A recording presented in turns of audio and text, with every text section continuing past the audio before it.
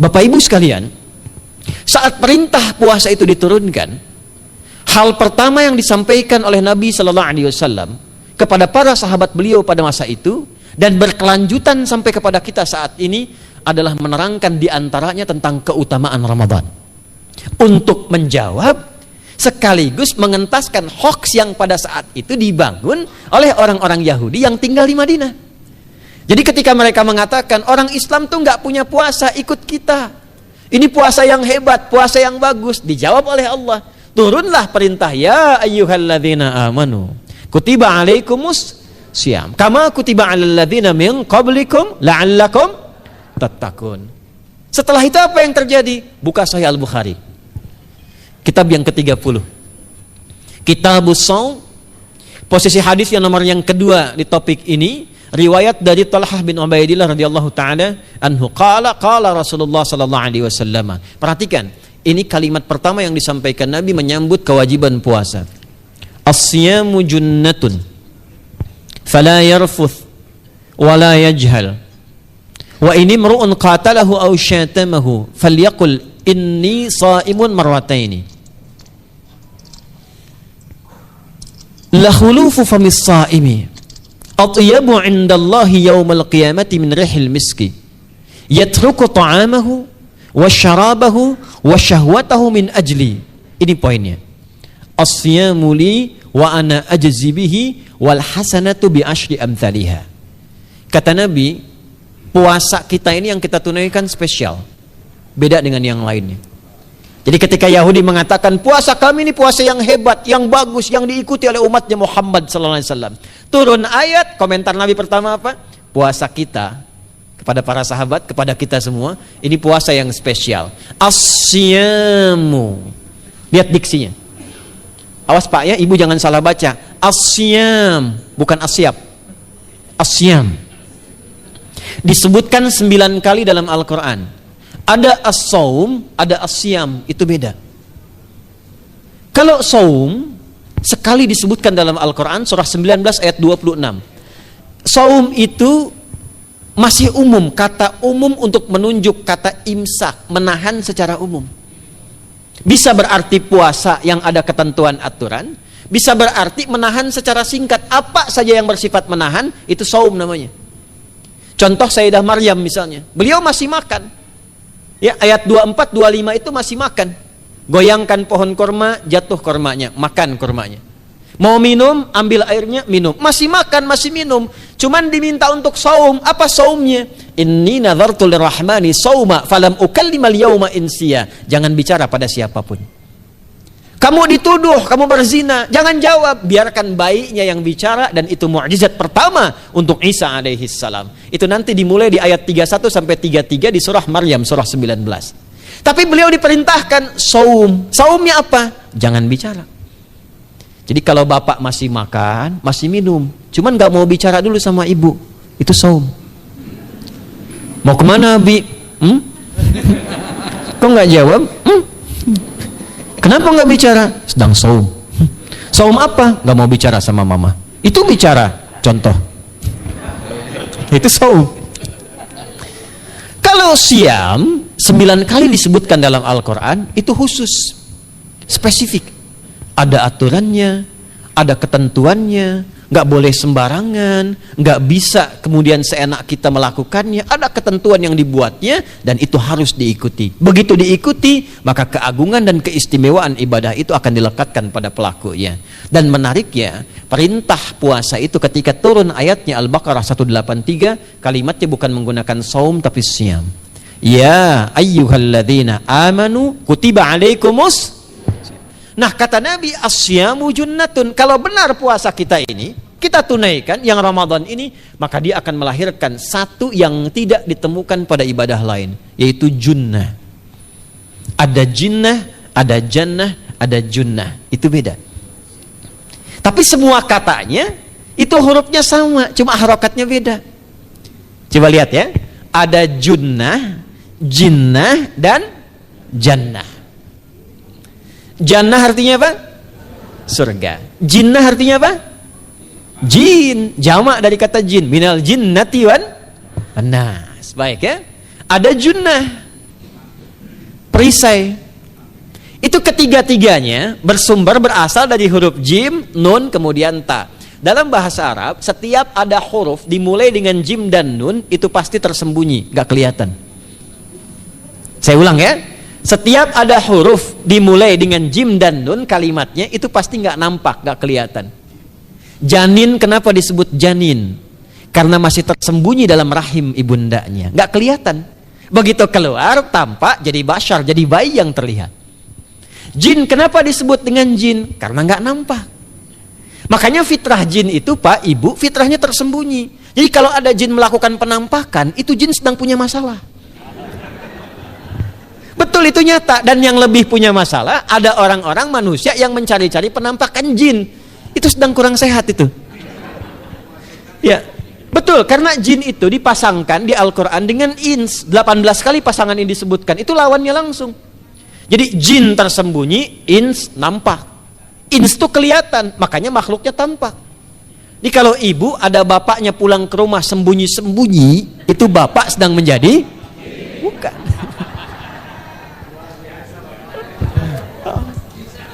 Kalau ibu sembunyi-sembunyi nyari dompet bapak, ibu sedang menjadi jin. Itu langsung pasangannya 3 itu.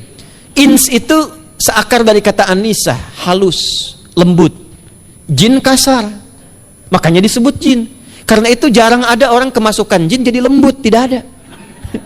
Permisi mau ikut kajian sedang kemasukan jin, tidak. Kalau kata-katanya tidak meracau, tindakannya pasti kacau. Karena itu fitrah manusia itu pasti lembut. Kalau ada orang kasar, pasti ada yang salah dalam pergaulannya. Balik. Itu jin. Jannah, kenapa disebut jannah? Karena belum tampak sekarang. Makanya Nabi katakan mala ainun ra'at, nggak sama dengan yang seperti dilihat orang. Nggak kelihatan, nanti kesuksesan tertinggi yang belum tampak disebut dengan jannah karena belum tampak. Junnah itu perisai yang bisa langsung membentengi kita dari setan secara otomatis. Tapi nggak kelihatan. Karena itu kenapa ujung puasa disebut la'allakum tatakun itu dari kata takwa. Takwa itu dari kata wikoyah. Wikoyah itu artinya perisai. Nah, perisainya tidak tampak dalam diri kita, tapi kalau terbiasa menunaikan ibadah puasa ini, kata Nabi, yang pertama kali akan terjadi pada orang yang puasanya benar, dia akan mendapatkan perlindungan berupa perisai dari Allah, hasil dari latihan puasanya yang dapat membentengi dia dari setan. Jadi ciri khas puasa Ramadan itu kalau sukses ditunaikan, itu akan terjauh dari godaan setan. Setan itu provokator yang memang hanya mengarahkan pada keburukan. Jadi dia nggak kenal benar. Lawannya malaikat. Malaikat nggak kenal salah, Pak. Nah, supaya terbentengi dari itu semua, kata Nabi SAW, kita itu dihadiahi sekarang oleh Allah satu ibadah yang kalau dilakukan ibadah itu akan mengakumulasi ibadah-ibadah yang lainnya, yang saat bersamaan dahsyatnya ibadah ini bisa menghadirkan junnah, perisai yang membentengi dari setan. Karena itu ketika dilakukan ibadahnya, saat yang bersamaan bisa ditahan maksiatnya, ditingkatkan amal solehnya. Setan kan ngajaknya pada yang salah kan, malaikat ngajak pada yang soleh. Ramadan itu keutamaannya kalau sudah tiba Ramadan itu selalu kita terdorong pada yang saleh dan tertahan untuk yang salah. Itu hebatnya puasa Ramadan. Kalau nggak percaya silahkan Pak Ibu sekalian. Cuman Ramadan yang saat datang waktunya bisa menghentikan orang berbuat maksiat.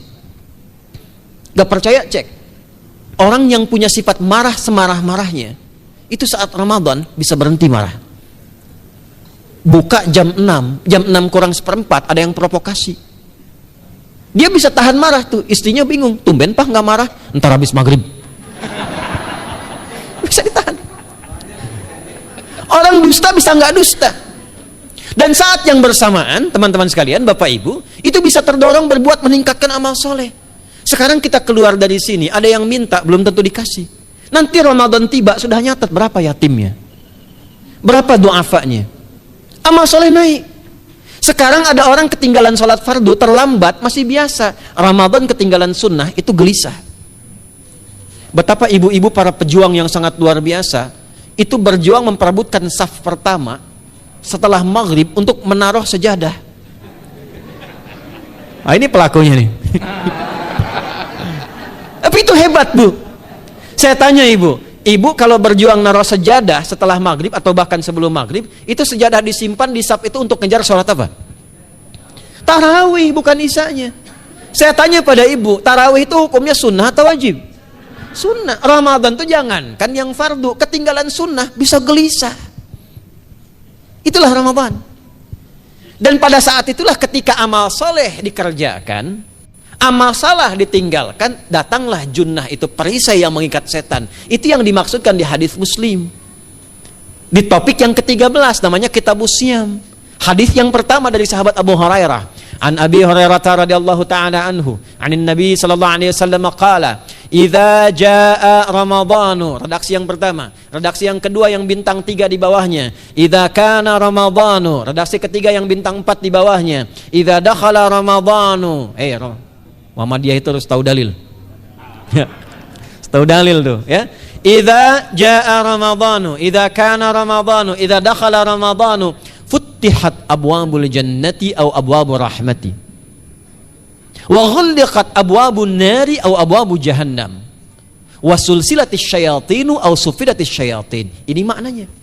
Kalau Ramadan sudah tiba, kata Nabi, maka dibukakanlah pintu-pintu surga. Para ulama berbeda pendapat dalam tafsir tentang hadis ini. Pintu-pintu surga ada yang mengatakan real dibuka. Ada yang mengatakan dengan penafsiran metafor. Pintu surga itu pintunya lewat amalan. Ada 8 pintu surga kata Nabi dalam hadis yang lain, ya.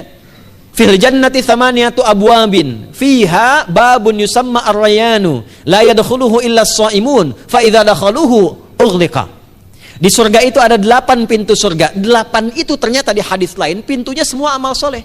Ada pintu sholat, pintu puasa namanya ar-rayyan, ada pintu sedekah, pintu zakat, pintu haji. Jadi kita itu sekarang fastabiqul khairat. Kenapa ada moto fastabiqul khairat? Itu kan diambil dari Al-Baqarah ayat 148. Siapa yang pengen memburu surga, buru di amalannya. Mungkin nggak semuanya bisa dikerjakan. Kalau tidak semuanya, ambil salah satu yang paling disukai, konsisten di situ. Walikulli wijhatun huwa muwalliha. Setiap orang pasti punya kecenderungan untuk beramal. Ada yang senang puasa, ada yang senang tahajud, ada yang senang sedekah. Fastabiqul khairat, silahkan berburu, berlomba untuk mengerjakan apa yang disenangi itu. Itulah pintu surganya. Nah, saat Ramadan, semua pintu surga itu dibuka, Pak. Makanya kita senang kerjakan, sholatnya meningkat, sedekah meningkat, ngaji Quran meningkat. Saat yang bersamaan pintu neraka ditutup. Ada berapa pintu neraka? Ada berapa? Kalau pintu surga berapa tadi? 8. Hadisnya jelas, sahih dalilnya. Pintu neraka berapa? Bukan. Pilih. 6 atau 8? Yang 6 angkat tangan. Bukan 6, bukan 8, 7. Dalilnya apa? Dalilnya Quran surah Al-Hijr, surah ke-15. Ayat ke-44. Surah ke-15 Al-Hijr ayat ke-44. Neraka ada 7 pintu. Dan dalam setiap pintunya nanti ada 19 malaikat yang menjaga. Alaiha tis'ata asyar. 7 pintu ini khusus Ramadan ditutup. Dan hati-hati, nama neraka itu ada 2 nanti. Neraka yang membakar, ini mungkin jadi baru informasinya bagi sementara orang. Neraka yang membakar dan neraka yang membekukan. Jadi ada 2 sifat. Saya ulang ya, neraka yang membakar dan neraka yang membekukan. Yang membakar disebut dengan Jahannam, yang membekukan disebut dengan Zamharir namanya. Zamharir. Jadi kalau ada orang masuk neraka, itu cuma 2 pilihannya, dibekukan atau dibakar. Jelas ya? Makanya kita dikasih pendahuluan, ada musim panas, musim dingin. Supaya merasakan, nih orang musim dingin nih pakai lapisan-lapisan baju. Musim panas cari pendingin. Kamu sekarang cari pendingin, kata Allah, di neraka nggak ada AC. Kamu sekarang pakai berlapis-lapis, di neraka beku. Jahannam itu nama apinya. Jadi nar yang membakar itu nama apinya Jahannam. Jahannam itu nama apinya untuk membedakan dengan api yang ada di dunia dan api yang bahan bakarnya jin dan setan saat diciptakan. Setan itu dicipta dari api. Ya, setan kan asalnya dari iblis. iblis dari jin. Setan Al-Baqarah ayat 36. Dari iblis Al-Baqarah 34. Iblis dari jin, Quran surah Al-Kahf ayat 50. Kana minal jinni fa fasaqa an amri rabbi. Jin dari api yang menyambar-nyambar, Quran surah 15 ayat 27. Wal janna khalaqnahu min naris samum. Karena narnya narus samum, maka apinya mesti beda. Karena itulah nanti nerakanya yang membakar disebut dengan jahannam. Pintunya 7, namanya banyak. Ada sa'ir, ada lava, ada neraka hutamah. 7 pintu, besarnya disebut dengan jahannam. Khusus Ramadan tutup. Ramadan tutup. Wasulsilati syayatin. Setan itu dibelenggu, diikat rapat. Bagi orang yang mau puasa benar. Awas hati-hati. Bagi orang yang mau puasa benar, karena itu kalimatnya asyamu junnatun. Kalau benar puasanya, metafornya amalan dia bisa mengikat setan. Tapi kalau puasanya nggak benar, tetap digoda juga. Makanya jangan heran, walaupun Ramadan tetap kotak infak ada yang hilang, sendal ada yang hilang. Karena puasanya bukan siam, puasanya saum. Sedangkan diksi Nabi yang mengatakan asyamu junnatun. Puasanya yang harus benar. Nanti kita belajar fikih setelah itu. Saya ingin pendahuluan dulu ya. Setelah itu apa yang kata Nabi katakan? Ini masih mukadimah ya kita ya. Ini luar biasa nih. Ya. Jadi keutamaan Ramadan itu dahsyatnya dengan puasa biasa. Kata Nabi, kalau orang benar puasanya, bebas dia dari setan. Bukan nggak digoda, Allah kasih benteng sehingga setan nggak tembus kepada dia. Itu satu. Itu keutamaan Ramadan. 2, teruskan dulu langsung ke ujung hadisnya saja ya. Kalau yang tadi nanti latihannya fala yarfus fala yajal, itu latihan. Yang kedua, Allah langsung yang mengatakan dalam hadis qudsinya, asyamu li wa ana ajzi bihi. Khusus Ramadan, kalau ditunaikan dengan benar, maka semua yang puasa itu aku langsung yang memberikan takaran pahalanya. Sekarang kita hitung-hitungan dikit ya. Bapak Ibu kan senang hitung. Tadi bangun aja kan dihitung kan? Ya, dapatnya sekian, berkurangnya sekian, ya usahanya sekian. Sekarang kita ngitung pahala nih. Ada rumus hitung pahala dalam Al-Quran. Ya, saya tanya sebentar. Kalau satu kita kerjakan ibadah, pahalanya berapa? 10. Dalil. Apa dalilnya? Quran surah ke-6 ayat 160. Man jaa baik bil hasanati falahu asyru amthaliha. Siapa yang melakukan satu perbuatan hasanah. Hasanah itu perbuatan baik yang bernilai pahala. Itu hasanah namanya. Pahalanya disebut ajrun namanya. Lahum ajrun ghairu mamnun. Jadi perbuatan baik yang bernilai pahala disebut apa? Hasanah. Ya, eksekusinya, implementasinya disebut amal soleh. Pahalanya, hitungannya disebut ajrun namanya. Jamaknya disebut dengan ujur. Di setiap poinnya disebut dengan ajrun namanya. Nah, orang yang mengerjakan perbuatan baik berpotensi punya nilai pahala. Itu setiap perbuatan baiknya 10 kebaikan. Contoh kita sholat nih, sehari berapa waktu? 5. Berapa rakaat? 17. Al-Fatihahnya 18 atau 19 kali? 17 kali ya. Kalau 18 kali berarti subuhnya 3 rakaat.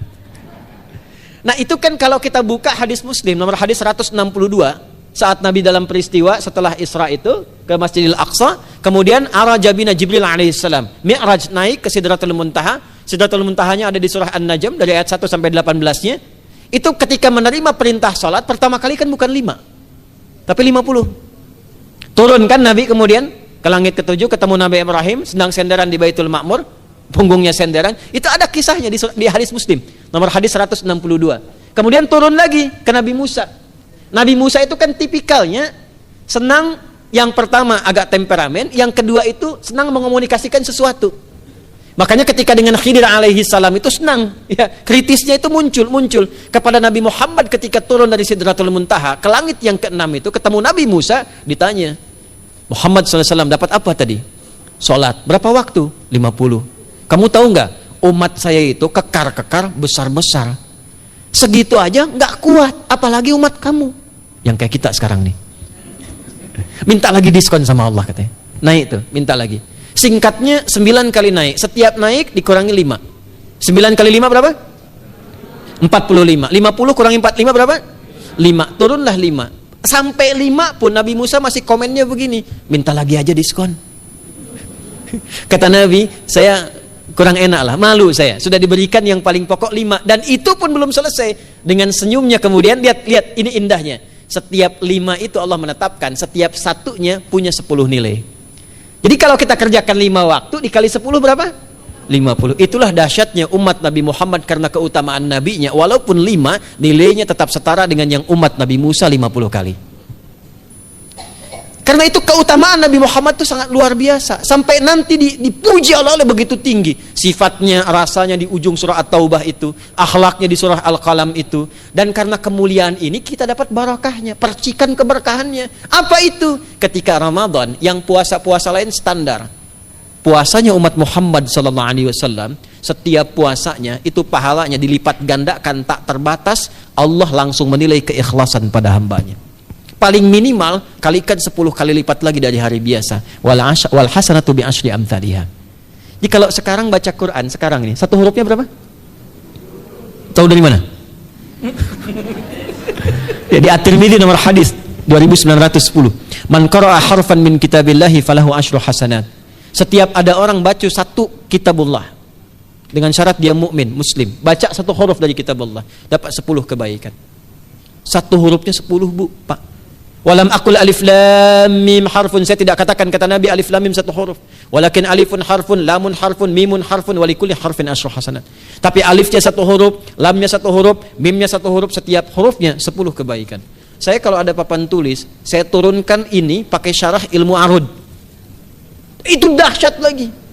Arud itu menuliskan apa yang dikatakan, bukan menuliskan simbol yang ditunjukkan. Jadi kalau kita bilang alif, tulis alif. Dan alif itu kan ada 3 huruf, hamzah, lam, fa. Hamzah berapa huruf? Tulis lagi hamzah. Itu baca Quran kalau ikhlas, pahalanya berlipat. Paling standar satu hurufnya 10, dan hampir nggak ada orang baca Quran cuman satu huruf. Nun. Udah dulu 10 lumayan. Nggak ada. Pasti banyak itu. Dan Ramadan lebih meningkat lagi. Dan dikalikan 10 lagi, itu paling standarnya satu huruf 100, Pak, Bu. Makanya Ramadan tuh limpahan pahala. Rugi orang kalau nggak ibadah saat Ramadan itu. Nabi aja itu tadarusan Quran sekali khatam. Saat tahun meninggalnya 2 kali khatam untuk ngejar kemuliaan-kemuliaan, contoh bagi kita. Itu Ramadan. Jadi ini yang pertama menjadikan kita mesti sadar Ramadan beda dengan bulan biasa. Maka disampaikan oleh Nabi yang pertama ada pelipat gandaan pahala. Yang kedua ada perisai yang bisa menjauhkan kita dari setan. Yang ketiga, saya tutup mukadimahnya, yang ketiga, hanya Ramadan yang siang malam melahirkan ampunan Allah Subhanahu wa taala. Siang malam. Kita kalau mau nyari ampunan itu bisa kapanpun minta ampun. Tapi ada waktu-waktu yang sangat strategis dan tempat-tempat yang sangat efektif mempercepat mengabulkan doa. Contoh waktu misal sepertiga malam. Itu cepat terkabul doa, hadisnya qudsi. Di antara azan dan iqamah. Waktu singkat di waktu Jumat, ada yang menafsirkan antara duduk khutbah, 1 dan 2, ada yang menafsirkan waktu asar menjelang ke maghrib. Dan itu nanti sepeninggal Nabi ada di antara istri-istri Nabi SAW memburu waktu singkat yang luar biasa ini untuk berdoa. Hafal doanya ya. Allahumma kfina bihalalika an haramik wa aghdina bi ta'atika an ma'siyatik wa bi fadlika amman siwak. Itu dibiasakan di hari Jumat dibacakan. Ya, hafal nggak? Nanti diputar lagi videonya ya, kan ini kita sampai ini lihat lagi. Ya, kembalikan. Ada yang sifatnya tempat. Mihrab itu mustajab.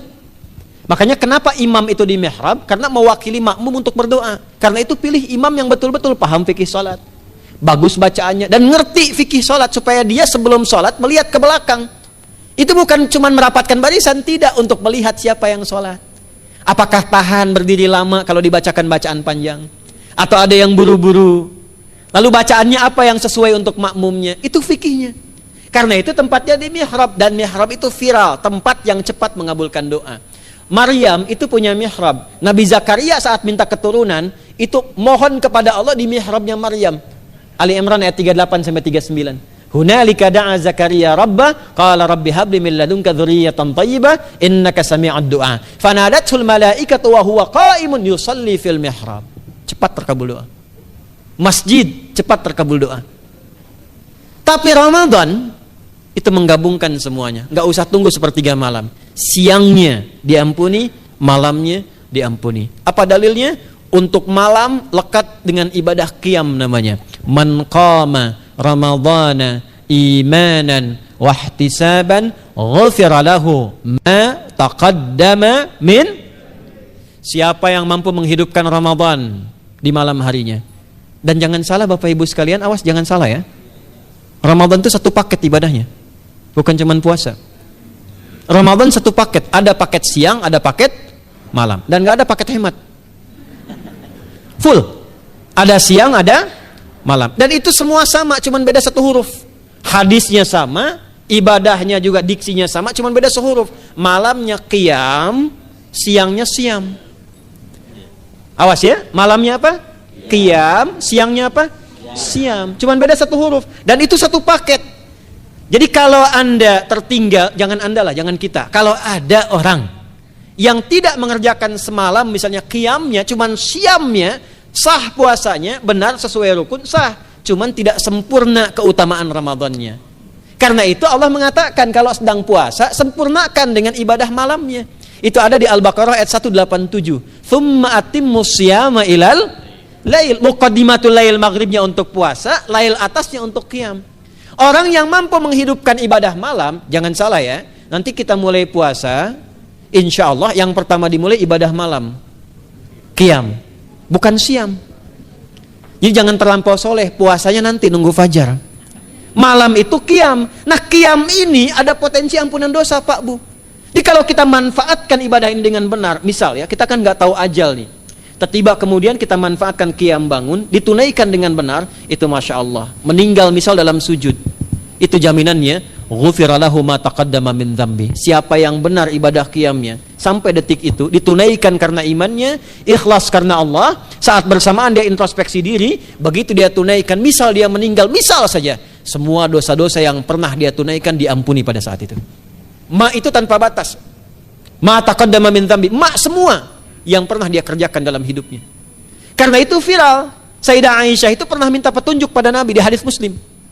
Bertanya pada Rasulullah, "Ya Rasulullah, kalau malamnya saya pengen ibadah dan qadar Allah bertepatan dengan malam Al-Qadar, apa yang saya minta?" Itu sampai diajarkan oleh Nabi doanya, dan doanya sahih. Di At-Tirmidzi dikuatkan lagi dengan lebih lengkap redaksinya.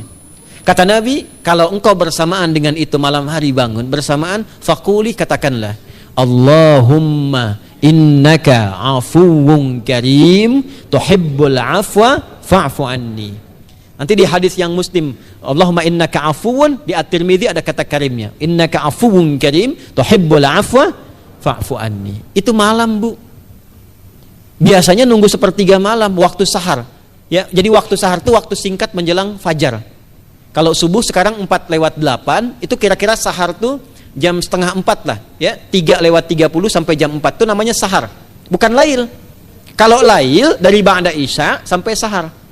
Sekarang isya 7:30 misalnya, jam 8 tuh sampai 3:30 namanya lail. Jelas ya?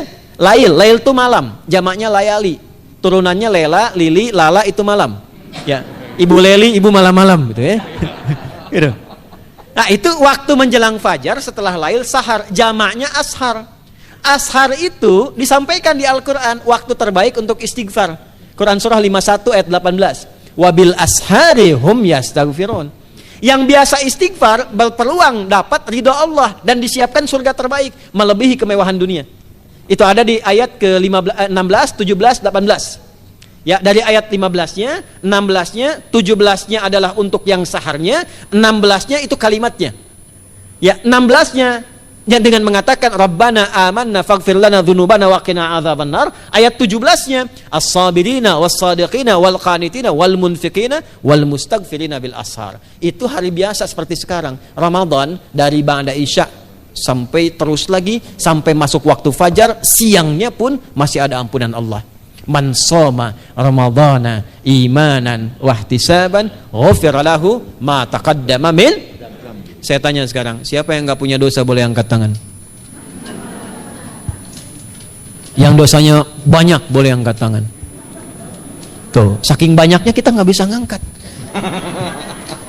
Sekarang rubah kalimatnya. Yang ingin masuk surga angkat tangan. Insya Allah. Yang ingin surga Firdaus angkat tangan. Tuh, maka ironi itu tampak dalam perilaku kita. pengen ke surga, tingkatan Firdaus, tapi ngaku dosa banyak. Itu dia.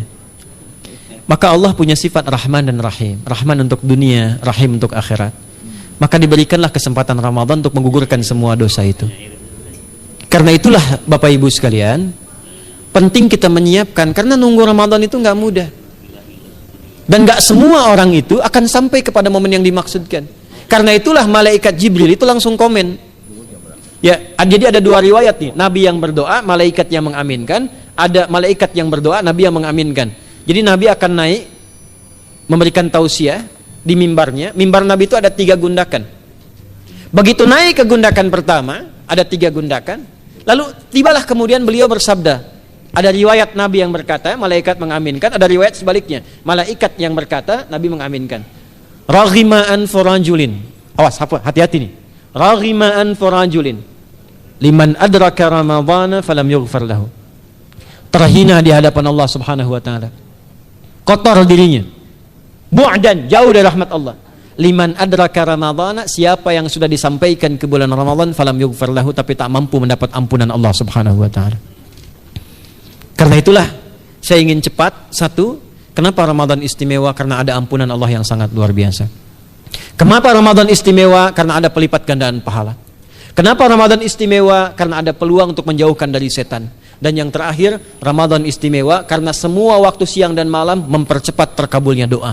Itu yang dijamin di ayat 186 dalam rangkaian ayat Siyam dari ayat 183 sampai 187. Ayat 186-nya khusus untuk mempercepat terkabulnya doa. Wa idza sa'alaka 'ibadi 'anni fa inni qarib. Ujibu da'watad da'i idza da'an. Falyastajibu li wal yu'minu bi la'allahum yarshudun. Tafsirnya apa? Hadis Nabi sallallahu alaihi wasallam. Thalathatun la turaddu da'watuhum. Al-imamul 'adil was-sha'ima hatta yuftira. Wa da'watul mazlum. 3 golongan yang doanya sulit sekali ditolak. Yang pertama imam yang adil, yang kedua adalah orang puasa sampai berbuka, dan ketiga doa orang yang terzalimi. Jadi kalau Bapak Ibu pengen cepat dikabulkan doanya secepat kilat, maka jadilah pemimpin yang adil. Kalau belum mampu, latihan puasa. Kalau belum mampu lagi, banyak-banyak terzalimi.